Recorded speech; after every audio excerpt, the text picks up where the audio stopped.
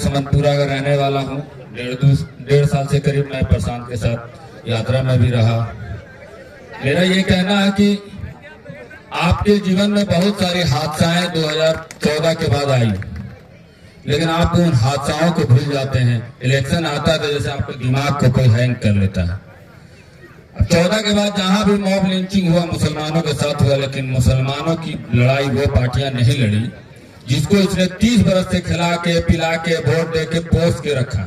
जो लालू यादव, मुलायम सिंह यादव, शिबू सोरेन के जो बाल बच्चे हैं, ये सब लोगों ने, मुसलमानों ने इनको बना के रखा कि बुरे वक्त में ये हमारी लड़ाई लड़ेंगे। लेकिन जब मॉब लिंचिंग का दौर से आपने सबर कर लिया, आप जब उसको भी बर्दाश्त कर लिया, तब आपके नेताओं में हाथ लगाया गया, साहबुद्दीन को मारा गया सुई देके। उसके बाद मुख्तार को, क्योंकि सबको अपराधी बता के मारा गया, फिर अतीक की पूरी फैमिली को मार दी गई। आधी फैमिली को तो दिखाया गया, आधी फैमिली का आज तक लापता है। उसके बाद मुख्तार को मार दिया गया। हाल फिलहाल में कॉर्पोरेट लीडर बाबा सिद्दीकी को मार दिया गया, जस्टिफाई गुलशन कुमार से किया जा रहा है, उसको दाऊद से जोड़ा जा रहा है। तो आपके लोगों को इसी तरह मारते जाएंगे और तेजस्वी और अखिलेश ट्वीट करते रहेंगे। क्या आप वोट देते कि वो ट्वीट करें? मुसलमानों को कोई हाथ न लगा देना, उससे बोल देने से हो जाएगा।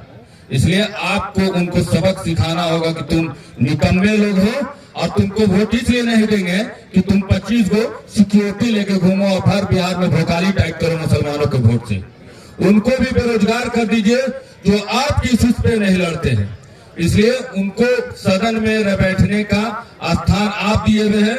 90 से भी पहले बहुत लोगों को गुरूर था।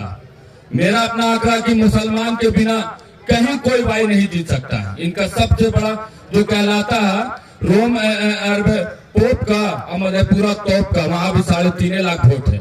लेकिन ऐसे से 4 लाख और 5 लाख मुसलमानों के वोट वाला इलाका बिहार में कम से कम 9 लोकसभा है।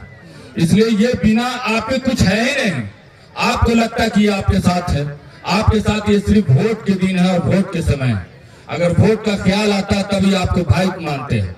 मुसलमान अगर अपनी लड़ाई के लिए जनसुराज को ज्वाइन कर ले तो बी टीम है, लेकिन पूरे हिंदुस्तान में गौ रचनी के नाम पर मुसलमानों को मारा जा रहा है, जिसमें यादवों की संख्या है, जिसमें बजरंग दल बनाएगा जिसमें यादवों की संख्या है। ये कभी नहीं कोई बोलता है लालू यादव का, अरे तुम लालू यादव का आदमी, तुम बजरंग दल में कैसे है, गौ रचनी में कैसे है। यही बाजार में अगर गाय बिकती है तो वो बेचने जाता है यादव, तब तक वो गाय है। और जैसे ही मुसलमान के हाथ माती होती है, माता हो जाती है और मुसलमान को मॉब लिंचिंग में मार दिया जाता है। ये लड़ाई लड़ेगा कौन? वो लोग नहीं लड़ सकते, इन लोग नाकारे लोग हैं। इसलिए हम लोगों ने चेंज के लिए आए हैं, प्रशांत की सोच के साथ आए हैं और एक नया चेंज लाएंगे। और ना हमको पहलवान बनने की जरूरत होगी, ना दूसरे लोगों को बनने आएगी। सभी लोगों को सुरक्षा मिलेगी, क्योंकि ये ना जात की राजनीति कर रहे हैं, ना मजहब की राजनीति कर रहे हैं। ये बिहार के और तमाम लोगों की राजनीति कर रहे हैं। इसलिए हम प्रशांत के साथ हैं और पूरी तरह से।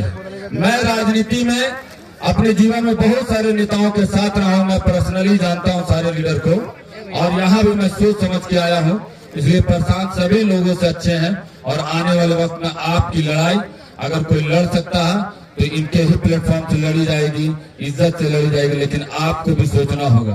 अगर आप नहीं सोचेगा तो फिर रमजान आ रहा है, सुनिएगा आजम खान को भी अब मार दिया इन लोगों ने, और फिर उस दिन रोजा आपका भर महीना खराब रहेगा।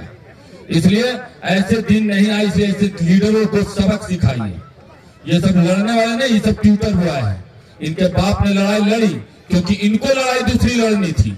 इनको लड़ाई लड़नी थी ब्राह्मणवाद के खिलाफ, इनको लड़ना था ठाकुरवाद के खिलाफ। तब इन्होंने मुसलमानों को सच्ची हमदर्दी से लगाया था। जब इनका मकसद पूरा हो गया, जब शासन पर चारों तरफ से जब बैठ गए, तब ये आपकी लड़ाई लड़ना छोड़ दिए और बेताज छोड़ दिए और आप दूसरे लोगों के बीच में टारगेट हो गए। इसलिए इनकी लड़ाइयों के लिए आप टारगेट नहीं होइए, आप अपने जीतने की लड़ाई लड़िए। बेलागंज में अमजद हुसैन को जब जिताइएगा तब आपके दिल में जो खुशी पहले हासिल होगी वो खुशी ईद जैसी होगी। एक बार आप जिता के देखिए, तब पता चलेगा जीत क्या होती है और जीत की खुशी क्या होती है। इसलिए किसी को हराने की मत चिंता कीजिए, जिताने की चिंता कीजिए।